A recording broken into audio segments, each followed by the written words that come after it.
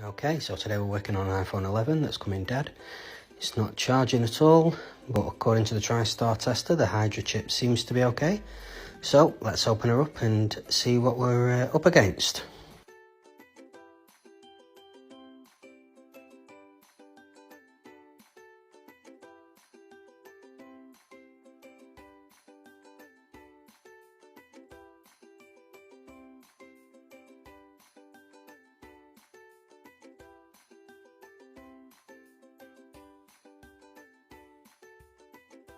So with the board out of the housing, we'll hook it up to the DC power supply, and when we give it some power, as you can see, it jumps straight up to 2 amps, which isn't good.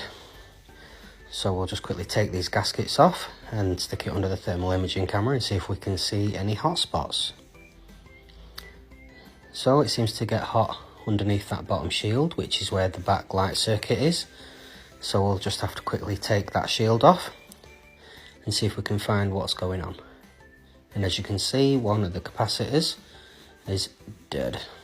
So we're going to grab that capacitor off and replace it with a new one from a donor board.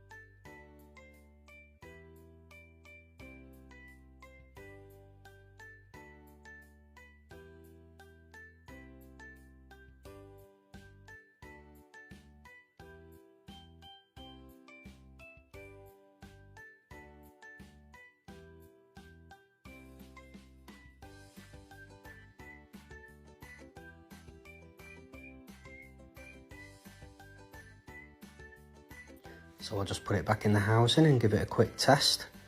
Sometimes what you'll find as well, if one of them capacitors has gone, it's quite possible that one of the diodes has blown as well, one of the glass diodes.